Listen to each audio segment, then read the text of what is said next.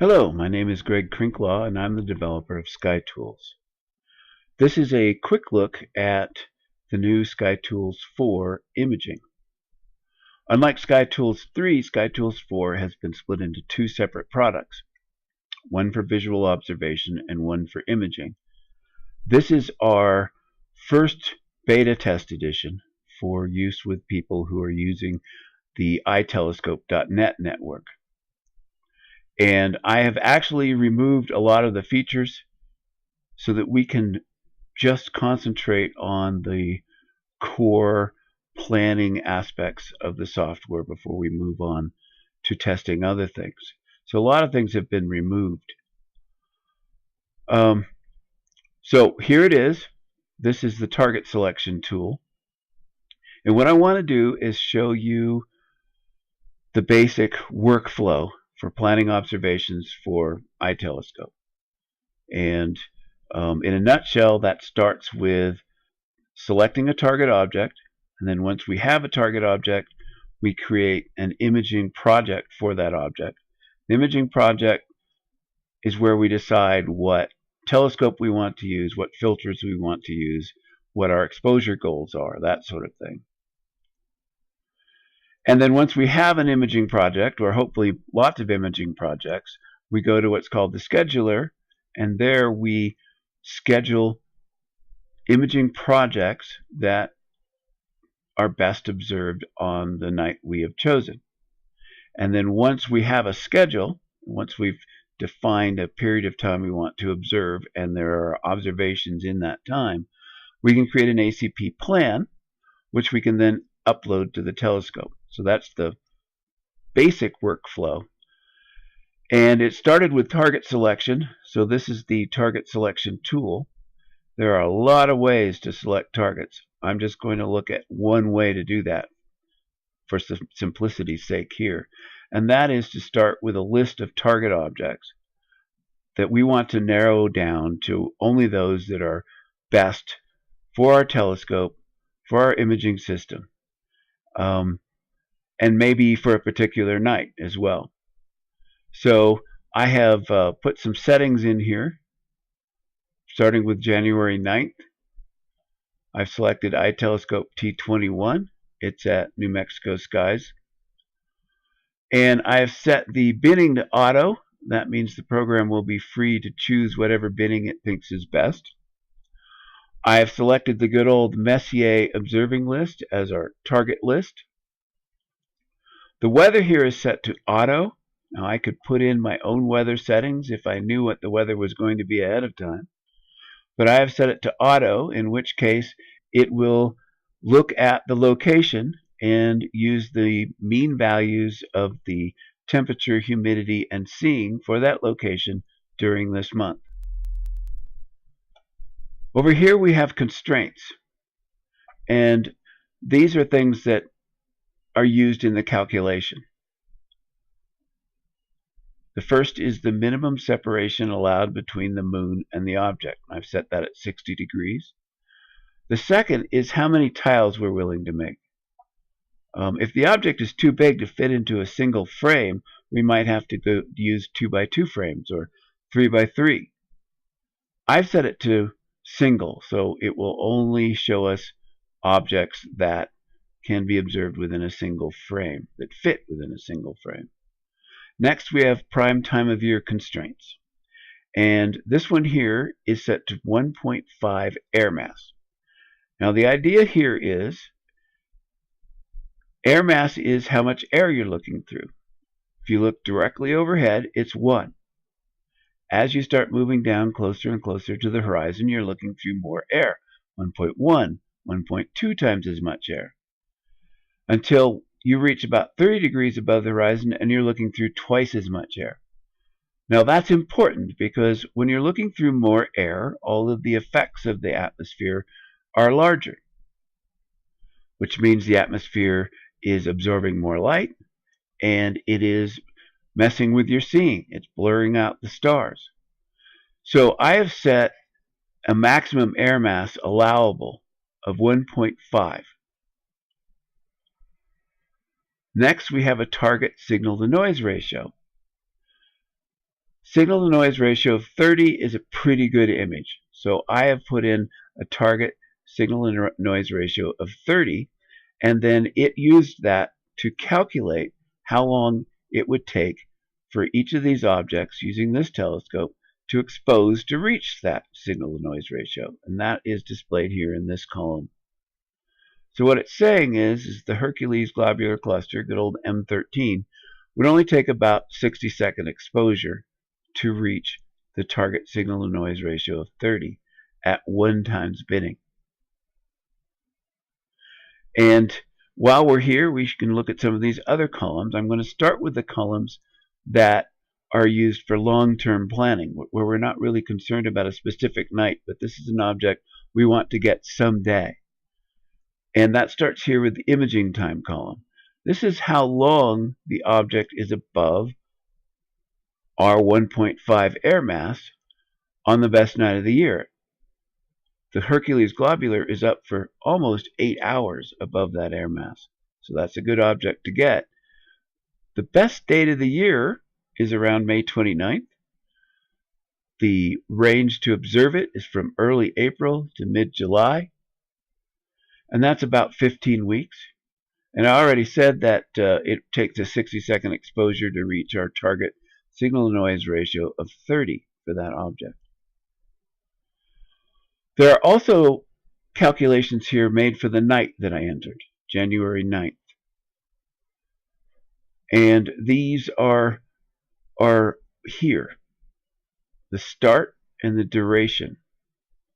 This is the best time to start your observations, 1920, and it goes for about 5 hours and 50 minutes for M38. But it is calculated that the quality is a letter grade C, which isn't very good. Now this is the quality compared to the best night of the year. So what we really want to see is this to be an A. So right now we can see that M38 is probably not a really good object to observe tonight. And that's basically probably because of the weather not being at its best. There are also some scale columns here. This is a rating of the image scale, and this is the actual size of the object on the image. And what this means is it's a scale from A through F.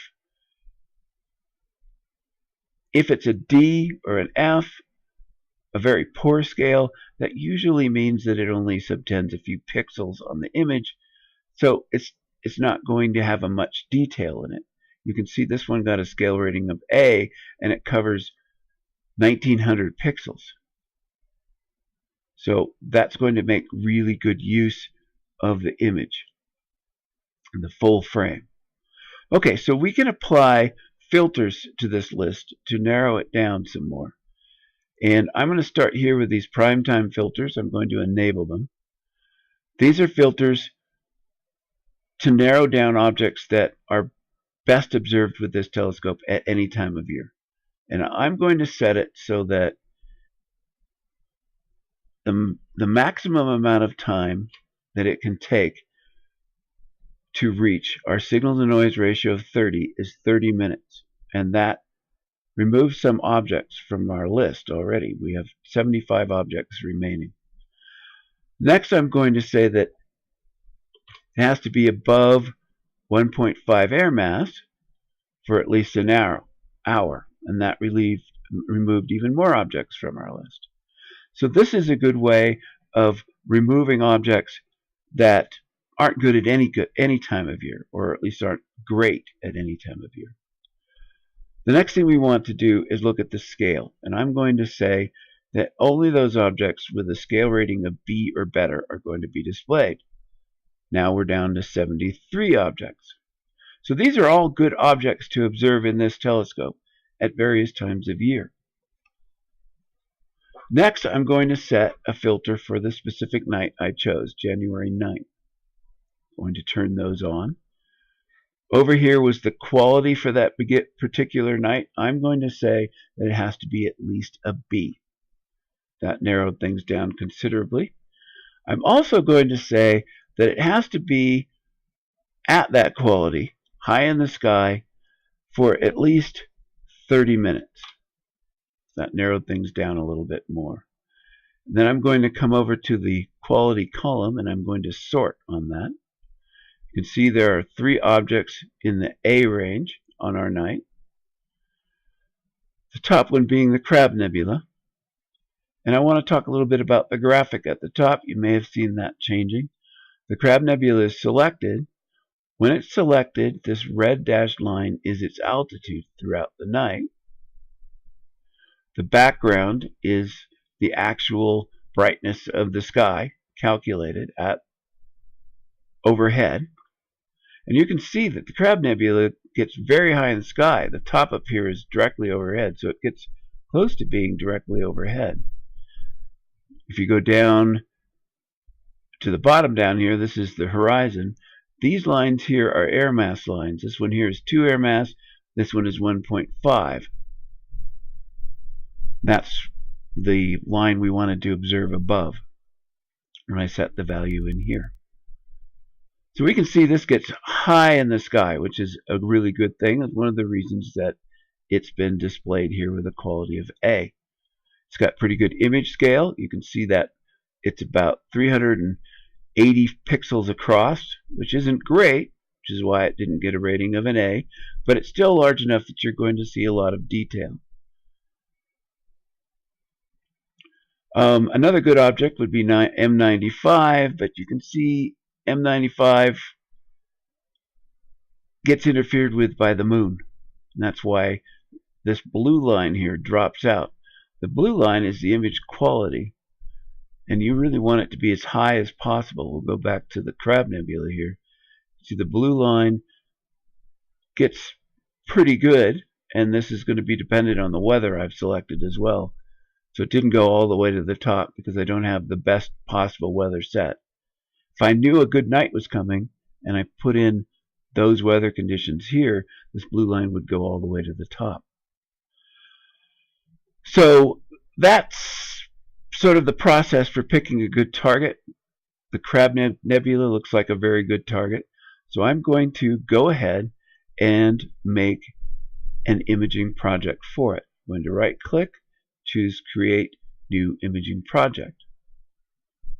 So we have a name for the project, which telescope we're using, various other parameters, which I guess I'll go over. The first one here is the observing program. I'm going to just select my generic observing program. Observing programs are there to organize your imaging projects. You could have any number of observing programs you want. You could have comet observing programs or asteroid astrometry observing programs or deep sky observing programs, whatever you want. You can assign your imaging projects to the correct program, and it helps you keep them separate. I'm going to say that the purpose of this project is just general purpose observing, imaging I mean, and it's going to have a normal priority and that it can be observed on more than one night. Now these settings are here to tell the scheduler what we want. If we give it a really high priority, the scheduler will make sure that it gets scheduled, and if we select single night, the scheduler is going to make sure we can get all of the observations required on that particular night. The next tab here is the composition tab. I'm going to zoom out a little bit. This here is the frame of our image, and this is the Crab Nebula. Now I can drag this, and that's what we're going to get when we image it. I could say put it down in the corner like this, but we'll just go with putting it in the middle. That can be useful when we're tiling, getting more than one frame for an object. It can be useful if, say, this bright star were right here. We could move it over so that star wasn't in the frame. Next, we want to go on to our exposure goals. Now here, we want to determine how long we want to expose for this object. And we can put in what we think is the best exposure, or we can let the software figure that out based on its scientific model. So I'm going to say we're going to define our exposures by the signal-to-noise ratio. And we're going to do the exposures at 1 times binning. And we're going to expose for the top target object and the faint parts of it. So we're going to expose for the fainter parts of the Crab Nebula, not the extremely faint outer parts, but just the fainter parts of the outer edge of the Crab Nebula. What that means is when we calculate the signal-to-noise ratio, it refers to that outer region. If I had set this to the brightest region, then the signal-to-noise ratio would refer to that instead. We're going to go for faint regions. I'm going to select a signal-to-noise ratio of 20, which should get us an acceptable picture quality. I'm going to set this to C. This tells the scheduler what's acceptable as far as the night. The quality of the night has to be at least acceptable. I'm going to allow the software to automatically select a sub-exposure time. And now I'm going to select the filters. We're just going to do a standard LRGB image for the Crab Nebula. And that's everything we need to decide. I'm going to click Done. And now you see this icon here appears next to the Crab Nebula, which means that there's an imaging project defined for the Crab Nebula. So the next thing we're going to do is go on to the scheduler. And I have set the scheduler for December 9th, which was already the same date we were looking at. I've set it for the same eye telescope. And as such, it shows our imaging project here. When I click on it, down here at the bottom, it gives me a preview of what it would like to do should it start it at any time of the night. And it has decided that it would like to start it at 2150, which is right here. And the imaging would go all the way to the end there. Now, this night doesn't look that great to me. So what I'm going to do is I'm going to jump ahead to the 23rd. Now the moon has set already by 2200. And what I want to do is I want to set the beginning time of my observation by dragging this here to 2320. I have to type it in here. So that's when I want to start my reservation on the telescope. And once I've decided that, it's a really good time to go out and make that reservation. Although maybe I should hold on a minute and see how long I need to make it for. So we're going to hold off on that for a second. Now, why did I set it there? Because this red line means it's rising, rising, rising, rising, and then it transits and it's setting. I want to make sure and get all the objects while they're setting, rather than mixing them with rising and setting, because this telescope, it'll make it difficult to combine the images. Alright, so I have now selected this, and it says it wants to do that. I'm going to double click, and when I double clicked, hold on, something went wrong here for a second. This is beta software. Start over here. I think I know what went wrong there too. I'm going to set this back to 2320. Let's go all the way to 2330. Sorry about that. Okay, so when I double click on this, it's going to schedule here on the right my observations. And there's a graphical representation of them here. It started at the time I selected, which was 2330. At that point in time, it will salute the Crab Nebula, which should take about 60 seconds, start the first observation, and what it's decided to do is do 2 10-minute exposures in the luminance filter, followed by 3 10-minute exposures in the blue, 4 10 minutes in the green, and 4 10 minutes in the red. So the next thing I'm going to do is create a plan. I can look at the settings here. I want to plate solve each of the images. Everything else looks good. We don't need to auto guide with this telescope. We'll leave the focusing at normal automatic. I'll click Save Plan. This is my regular plan folder. I'm going to save to that. This is the file name, which was automatically generated for T21, telling me the date. And now would be a good time to go look at that plan. So here is the folder. Here is the plan here. I've brought it up in Notepad. It's a fairly simple plan. Notice it tells you when you should start it. December 23rd at 23:30 local time. That's when you need to make your reservation, and for the most part, it's a good idea to stick to those times. So right now would be a really good time to go out and make a reservation and upload this ACP plan. It's going to take 2 600-second exposures in the luminance filter, 3 600-second exposures in the blue filter, 4 600-second exposures in the green, and 4 in the red, for a total time of 7,800 seconds, or 2.2 hours, which is fairly long, but it's giving us what we told it to do. I could have told it to just expose for the brightest portions and we would have gotten a nice image, but I wanted to go a little deeper, so it's made it expose longer. I'm going to dismiss that. Okay, so the next step is to go see if a reservation is available at this time, and remember how long it said it was going to expose for several hours.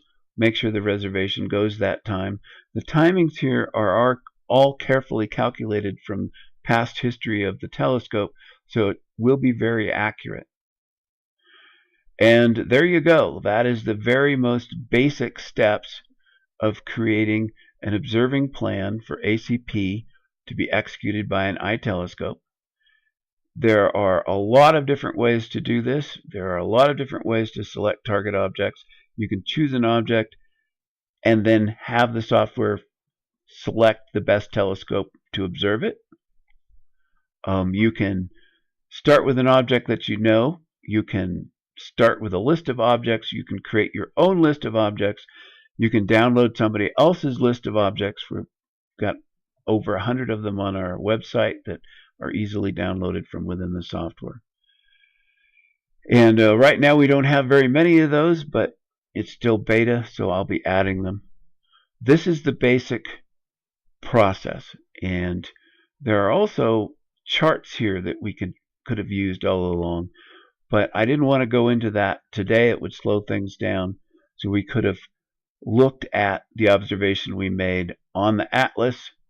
We can open a window that will tell us what the actual image is going to look like, a preview of the final image. But I'll save all that for a future video. This is a good start here.